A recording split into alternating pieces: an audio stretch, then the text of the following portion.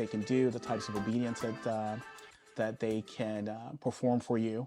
Some people are satisfied with just the basics. The basics are foundation. So teaching how to communicate appropriately to your dog, how to shape behaviors, how to reward, how to leash walk. And leash walking is typically a huge issue for most people. A lot of dogs don't get walked because it's uncomfortable to walk them.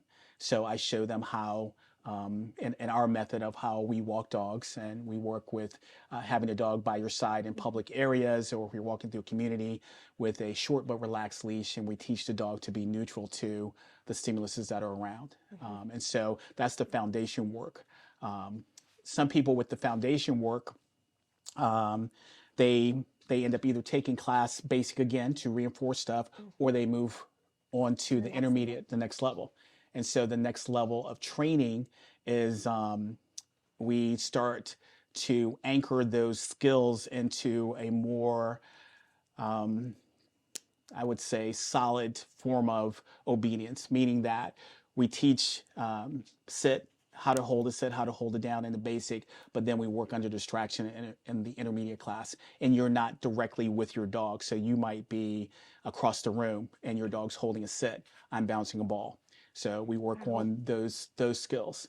And then the advanced class is a combination of reinforcing that even more. We'll have dogs in a sit or on place, and I'll have a dog playing fetch in the middle of the room.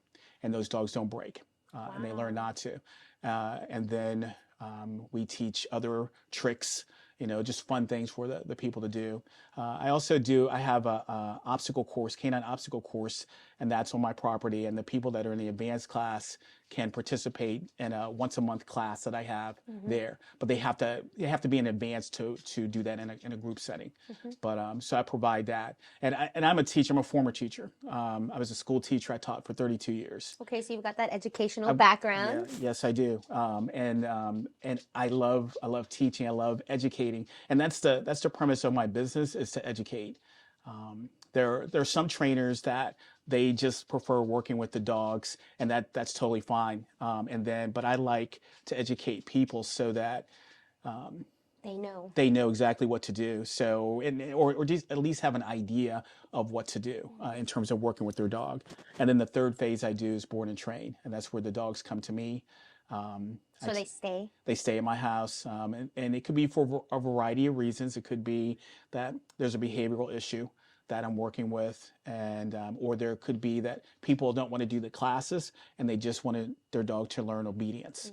And so there's pros and cons to all of those.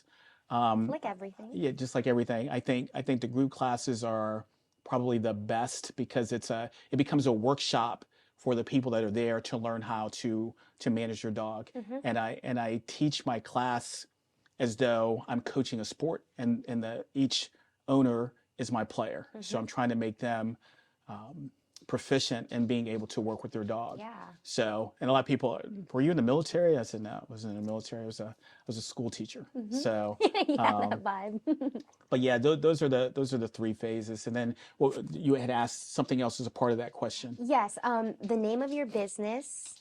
No, I don't even remember my question. Oh, and then when I got started? Yes, and when you got started. Yes. So the name of my business is called Respect on Both Ends. I love that. And it refers to the leash. Yes. So teaching your dog to be respectful of you, but also you have a responsibility to be respectful to your dog. And you are the educator for your dog. So you're teaching your dog to be able to respond to you. And every dog is different, just like people are different. So knowing, because I'll have people, oh, my other dog was always so good and this, and now I got this new dog, and it's a different dog.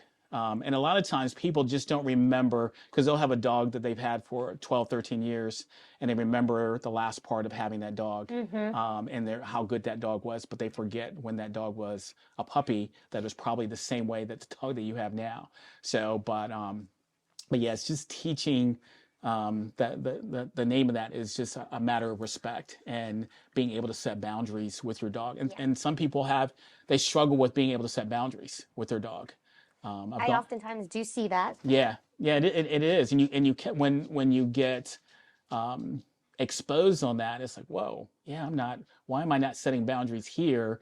But with my kids, I set boundaries, but I don't do it with my dog. And And then so wonder why. wonder why, right? And a lot of it has to do with us personally, Yes. how we deal with relationships, and that's what you have. You have a relationship with your dog. Yeah, and I feel like a lot of people oftentimes forget that, like, they think it's just a pet, but you do need to have a relationship with your dog. You do need to set boundaries. You do need to let them know, like, hey, this is not okay. And it's just like, oh, it's a dog. It's okay. They do that. It's like, you kind of want to let them know that you're the leader of that pack, you Right. know? Absolutely. So, And particularly if you have multiple dogs, and we've had multiple dogs in the past, and so if you're struggling with those boundary settings and you have a lot of dogs, you're going to run into some issues there. I can So only imagine. yeah. Um, And then when I got started, yes. so I've always been interested. I don't know how far back you want me to go. No, What please. aspect of the starting? Give us the story. So as a kid, I've always had dogs. Grew up with dogs, and I was kind of socially awkward myself. So in terms of hanging out with people, I was more quiet. It was kind of like the. I feel that. I feel that.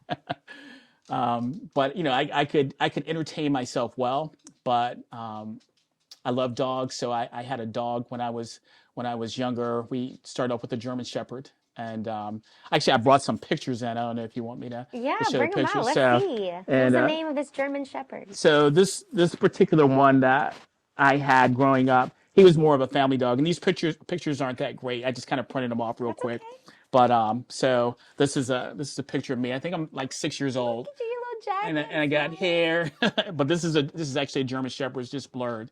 It's kind of hard to see, but Her name was Gabby, Gabby. and so grew up having her. But she was more like a family dog. And then I got another dog, and it was a lab mix. Her name was Sheba. So you're gonna crack up on this photo Oh, here. I can't wait. So and I had her up until the point I was in college. I got this dog in 4th grade, and then she passed away when I was in college. I hope I have printed a picture off. I did. Yeah. All right, you guys ready? Yeah, show us. All right, my afro. I love it. Look at you. Aww. So her name was Sheba. Sheba. And so she went with me everywhere. We lived out in Purcellville, Virginia, and before it was as built up as it is now. There was a dirt road that led over to my grandmother's house, and I would walk over to my grandmother's house with this dog. I didn't even need a leash. She stayed with me, That's and nice. I didn't have, it was just a relationship that I had with her. And that was fun. And I used to watch these TV shows growing up. And I think what got me interested was the shows that I watched. With dogs? Lassie. Lassie. But it was a show of Lassie where there was a forest ranger that had Lassie, and then I can't remember The whole premise. the whole premise of it. But he worked out in the woods, and he always got to take his dog to work with him. You're So like, I want that. yes.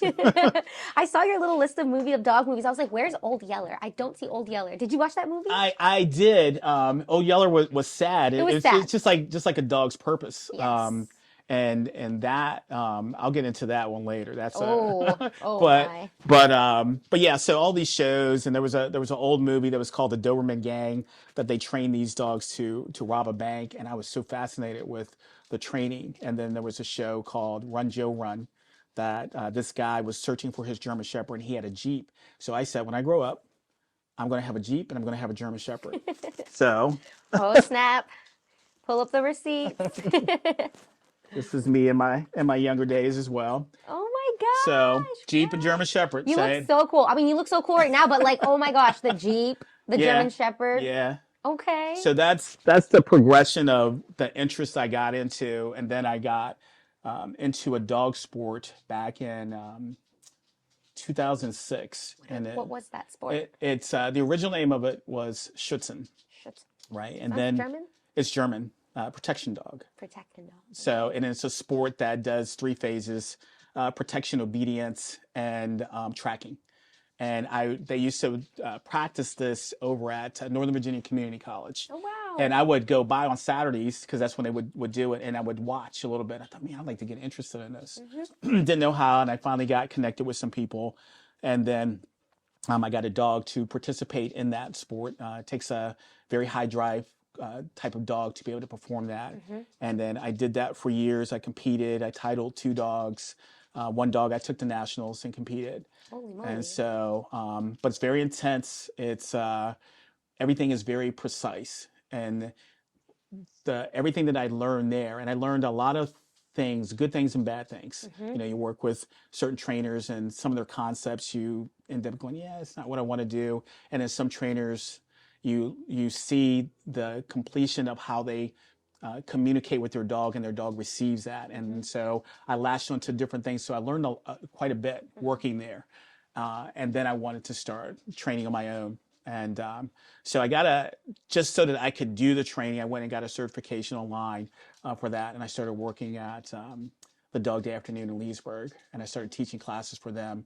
And then I opened up my own business and was a contractor through them. So I worked with them for a while. And then when I retired from teaching, which was during COVID, I went full time, and I trained in a location in Hamilton called the Dog House. I rent space from them. And so I teach my classes there. And so it's been, so probably I want to say 2015 is when I started my business. And so I'm just progressing and hoping to be able to do more things in the business. I have an intern that works with me. She helps out as well too. She's also a school teacher. I was a phys ed teacher. She is also a phys ed teacher. Okay. So, but she works down in Manassas, and but she'll assist from time to time with my classes. Training and all that. Yeah. That's good. Yeah, to have like a partner or assistant. What partner assistant? She's an intern. She's still learning. She's better than she thinks she is. Aw. What's her name? Elise. Elise. So she is in her own time. I'll let her when she's ready to do stuff. So I don't want to push her. She's got to be ready when she's ready. Yes. But she knows how to work with dogs. She's done a fantastic job with her dog. So yeah, well, it's good to have someone that you can pass on some of the knowledge to, Yeah. and she can help you. So it's yeah, good to have absolutely. that Yes. intern partner, you know. And then tell me a little bit about the dog training. What are typically clients coming in for? What are the issues? Like, I know we talked about a little bit of the leash pulling. What about chewing? What are other issues that you see, and like, how do you deal with those? So majority of the private lessons I have is reactivity on leash to a stimulus. The stimulus could be people, it could be dogs. Majority of the time, it's dogs, and a lot of it is how they're managing the leash and what they're allowing their dog to get away with. So I help them through that process, and everything has progression. So you can't go from getting a reactive dog to trying to test them right away with a stimulus that they're already reacting to. So I teach them how to first manage the leash. And for some of them, it feels like, I know they feel like, we're starting it with this. This is not the problem, the leash walking. And actually it is. How you're managing the leash is actually the problem. Whoa. And so then once they see the progression, then what I enjoy is their faces at the end of it. It's like, oh my gosh, how did you do that? This is my dog? Right, this is my dog. And so I would say majority of the people, it's reactivity. And then I have dogs that have anxiety.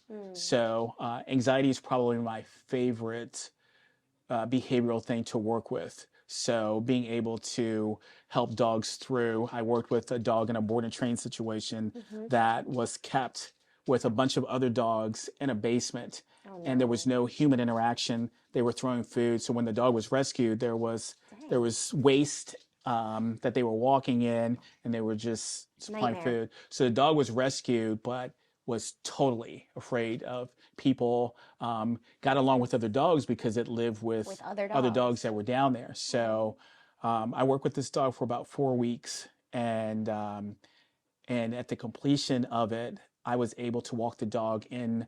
I don't know if you're familiar with First Friday in Leesburg, where they have I'm not. on the weekend they have like it, especially in the warm weather, they'll have bands that are playing. They open up all the stores late, and people are Coming out, coming yeah. out. So I walked this dog in the middle the first Overnight. Friday and was able to have people walk up. I didn't let anybody talk to the dog, but he was able to cope with that, walk appropriate on a leash, Coexist. coexist. He developed a relationship with me where I could recall, and he would come back to me. Wow. So those are things that I enjoy. And the anxiety, I've dealt with anxiety myself before. And so I recognize that there's a direct connection with how we as humans deal with anxiety and how dogs deal with it as well Yeah. too. And so the typical thing that most people want to do when dogs are stressing out is to wrap your arms around it. Yeah. And it's human nature, and we feel empathetic and we want to do that, but that actually feeds the anxiety. Oh. So we have to help that anxiety. It is what it is, and we have to expose it to situations progressively. Again, we can't overload. I can't take a dog that's suffering with anxiety and go right to Home Depot and walk around. Yeah, I no. have to just get you used to being comfortable on a leash, maybe walking down the street, and then we progressively do this on a daily basis. So anxiety is what I work with. I've worked with dogs with aggression. Aggression's not fun. Scary. Yeah, no. It's I not. can't imagine that being Yeah. like, whoa, I love this. It's like, whoa, you don't kind of, you can't predict a dog sometimes. So Sometimes, right? it's kind of scary. So kudos to you for like being able to like find your method and like help these dogs Yeah, with the aggression. it can be challenging. It can be frustration in terms of the wanting results or the results that people want, because sometimes the dog is just not going to be the way these people want, or it does not fit with the lifestyle that you have as a family. So I got a dog that's aggressive. It's a temperament issue, and you've got a bunch of kids. It just may not be the right fit for that particular family. So being able to communicate that to people, some people can accept that, some people don't. I've had a couple people, they didn't accept it until after their child got bit, and then it was and so, and I don't see everything, but I do have a pretty good read of the different things that your dog is presenting and how to deal or cope with that. So, and there have been a couple situations where the dog that was showing aggressive with their particular owner, we were able to put the dog in an environment. One dog went to the military to be a tracking dog for explosives. Oh my goodness. And then the other dog went to the police department down in Georgia and worked there. So the dog had potential. It just wasn't the right fit for that owner or family. And then it turned out to excel in a different area. Wow. And so those were nice moments. Yeah, to I have. never stopped to think about like maybe like I know people want their dogs to work out so bad and they love that dog, but sometimes it is the wrong environment that they're in and they need to go and serve out a different purpose with their type of personality. And Yeah. I'm sure that's tough for the owner maybe because obviously they're coming to you because they want to fix that problem. They want to figure it out. And then, I mean, it's great for the dog, but it's kind of heartbreaking a little bit too for the family, right? When they have to know that information. Right, it is, and then other options are management of stuff. So we had 5 dogs. I'll show you one more picture. Yeah, please do. I love these pictures, these little throwbacks. So when we first moved out to Waterford, and you can tell how crazy people we are. We had 5 dogs. Okay, yeah, that's crazy. We had 5 dogs and a cat. So cat. 4 German Shepherds, and none of the dogs mess with the cat. But we had 4 That's German crazy. Shepherds and a Golden Retriever. And so these guys, you look at this picture, you say, oh, all these dogs are hanging out together, and this is awesome. Yeah. But this male and this male did not get along. Uh-oh. And Is that why they're like that's why separate? he is like this. And away. so, but they were not going to be friends. They could learn to be neutral around me because I was a leader that would help them if there were some issues I could communicate to stop, or if they were posturing or things like that. So they trusted me being there. I could even play ball with all of those dogs. And when I play fetch with my dogs, each dog has their own ball. So nobody messes with anybody else's ball. Okay, yeah. So I could go out in the field and play ball with all those guys, and they were totally fine. if they were in the yard by themselves, then there was nobody there, there was no leader, there could be a tendency of some conflict between the two males. So Okay. we dealt with that for years. And the one dog was my dog that I competed with in that sport, Schutzen. And then the other dog belonged to my wife. And she could not work with them individually. She could work with, if Caesar wasn't there, she could handle the other four, or Caesar basically got along on his own with the golden retriever and then a female shepherd. Okay. So he was good with that.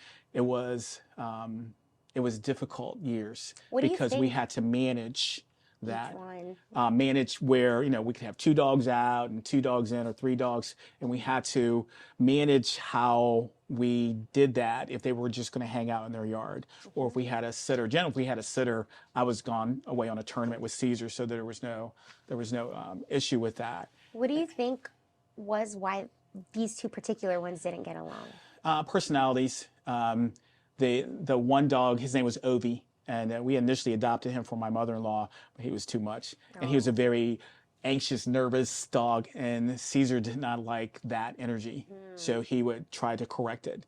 And so the two of them were, he never did. I have another picture I don't have with me, but they're in the living room and everybody's asleep. There are 2 dogs on the couch. Caesar's on the floor next to another dog we had, Collie, and the golden retriever, and the other 2 males were on the couch. And I had just played ball with them, and I come in and was cooking in the kitchen, and they were all laying down, and nobody was bothering anybody. And if you look at that picture, you go, wow, your dogs all get along. And it's like, no, they didn't. So after that, I was, making a point about, when you have a dog that doesn't quite fit your family. After that, when Caesar had passed away, the amount of stress that had dissipated was enormous. And we swore we would never do that again. We would always make sure that our dogs connect before bringing them in. Because the other option would have been to get rid of one of them. We were already invested. So we dealt with the management of those dogs, for a few years. And it's not the way to live. And so those are generally, like I said, options. They weren't dangerous to humans. It was just to each other. And it was not good. Yeah. And then tell me how you're getting your clients. Like, is it word of mouth? Are you marketing? How are you getting your clients? So I have a lady that does my social media stuff, and her name is Ronlyn Wentz. So she has her own business. Maybe you guys want to highlight her. We actually have a form that we're going to ask you, like, who do you want to highlight? Oh, okay, yeah, so keep that name. Yeah, Ronlyn. And so she has this program that, because prior to having Ronlyn work for me, I was dealing with phone calls, and people would leave messages, and trying to keep track of message. Like if I didn't deal with it directly and say I'm going to come back to it, I was running behind, and then I wasn't reaching out to somebody in a week. So we have a method now. She has a program that's set up. We keep track of all my clients. They set up inquiry calls, so they'll call or go to my website, set up a call. So there's a specific time, shows up on my calendar, so I know I'm supposed to call this person at this time. I interact with them. We decide what flavor they want. Do they want board or train, group classes, or private lessons? And then I help them, pick the which one. And then we set up an appointment and we go. So that was a huge change for me to be able to do that. And so she sends out information for my classes, reminders. She sends homework out to my students, because my students have to do homework weekly, which is hilarious, because I taught health and PE. I never gave homework out to my kids. And now these guys have to work on their skills. But yeah, they get homework, so she keeps track of that. We meet once a week to discuss things. She helps me with the promotion of Best Aladdin that they have, and so which I couldn't have achieved the last 2 years of Best Aladdin without her and helping me out with that. So that was huge. And but yeah, that's what helps me out in that process. That's awesome. I'm glad you have her to help you then. Yeah, and I have social media. I put videos out. I prefer Instagram over TikTok. Same. And so it's just, but I like to put out educational. Sometimes I put some funny funny videos, Funny is and yeah. good. But educational stuff that's related to, again, hoping I can reach out and get someone to go, you know what, maybe this guy knows what he's talking about. You can Let's, help me. yeah. And so, but yeah, again, my goal is education. I had it's still kind of a long-term goal, but you know, I've always been a late bloomer in terms of things that I start to excel at. And I will be 60 this year. You don't And look even close to 60, so so. it's like, man, I feel like I'm running out of time to Oh, be able no, to you do still stuff. got time. Yeah, Dang still it. to still be able to do stuff. But you know, I was always been a big fan of Bill Nye the Science Guy, Hey, me too. I grew up and watching I it. always thought it would be cool to have a educational dog show set up similar to that, and Okay, me have the Cesar show. Milan. Okay. And a little different than Caesar, just covering. You know, I don't want to say too much. Somebody hear this and go, Okay, "What's with the true. We'll show cut here?" that. Yeah. So, No, yeah, but we got yeah, that. I'm just looking for something. I mean, that was kind of a long term goal of something to do, but you know, still no. Yeah, in the working Yeah. process. Yeah. And then tell me about your necklace here. Is that any significance there? A little paw there? It's just a paw print Okay. for no. I like dogs, and I'm not sure. I think maybe my wife got this for me. Okay, I didn't know if it was like a treasure. You know how people make like those paws of the paw prints of their pets? I was Oh like, yeah. maybe he Oh lost no, them. it's Okay, really okay, okay. small. Well, small paw print. It could be Maybe it was a a puppy, newborn. I don't yeah, know. yeah. It could have been right, right. Yeah. No, it's just something Oh, decorative that that's I cute. have there. No, I Yeah. love it. That's a good conversation starter to be like, oh, no, I'm a dog trainer. I'm like, oh, my dog is trouble. Can you help me? And then what are some challenges that you've gone through in your business that you've overcome and learned anything from? So again, back to the administrative portion. It's when you know going full time now. The administrative portion, learning the ins and outs, what I'm supposed to do, you know, anything from taxes to keeping up with my clients, to bookkeeping and all of that. That was my biggest challenge. The hands-on and training, I always felt natural with doing that. I learn from every single dog that I have. I've learned from every dog that I've owned and situations that have come up. So, and then already feeling comfortable talking to groups of people. You know, the skill I learned as a school teacher, all of those things were good. The learning to listen and be an observer to what the dog is doing to learn about them. So people will give me information. This dog has this. They have this. I think my dog was abused in situations because of this and that. And I go, not necessarily. So if you like with my dog here, who is socially Fury. nervous, Fury, when she first greets people, her tail is tucked. And so if you didn't know her, you go, oh, wow, is this dog coming from an abusive situation? There's no abuse. That's just her nature. And so not every dog that tucks his tail means that the dog was abused physically. Fair enough. So learning to read and get information from an animal, they can't say, I hurt this way, or I'm scared of this, or I'm reacting to this situation because of this particular reason. And so reading that is that's a challenge, but it's a joyful challenge Yeah. that I like to be able to do. But I would say administratively was probably the hardest part Okay. for me once I got going. So Great. And then just to wrap this up, is there any message you would like to share with our listeners, any potential clients or dog lovers who are having some trouble with their own pups? What do you want them to know? Anything of why they should come to you? be willing to know that you don't know. I think again, when it's like when if I'm buying a car, I want a car that's going to function. I'm not a mechanic. If I want a project and I'm a mechanic, that's great. A lot of people will get projects that they adopt, and that's great. But know that this is a project and it's going to require work, and it's not that I'm going to love this dog back into society and make things better. I have a dog that I know nothing about, and I have to be able to guide this dog to be the best dog that I can have. And so having people making sure that the choice behind getting the dog that they're getting is an appropriate choice, and not because I look at the picture on the TV and I go, oh my God, I just need to rescue the dog. That's all a great thing, but no, you have a responsibility not just to affectionately take care of that dog. I've got to train and guide that dog. And that's where getting help from a trainer. So if you have a plan to be able to do that, I have people that with working dogs, they see, Belgian Malinois like I have, and they're like, man, I want one of those dogs. They're so cool. Well, they don't come trained to you unless you're paying for it.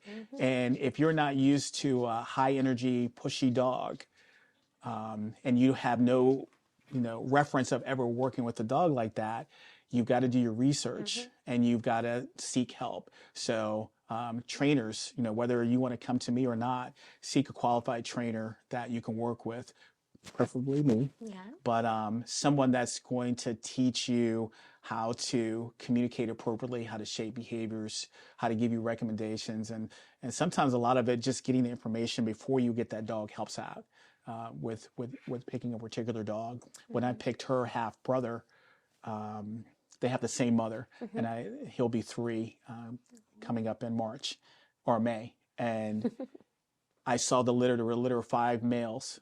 One male was extremely dominant in the litter. He would be a great dog for that sport. I saw another male who was similar to her, kind of nervous, spun a lot. I said, I have one of those. I don't need another one. And then I saw 2 males. The male that I picked, the dominant dog corrected him in this video, and he received correction, but he did not tolerate overcorrection. So when the dog kept going, he was able to stand up for himself. And I said, that's the type of dog. So the 2 middle dogs were similar to that.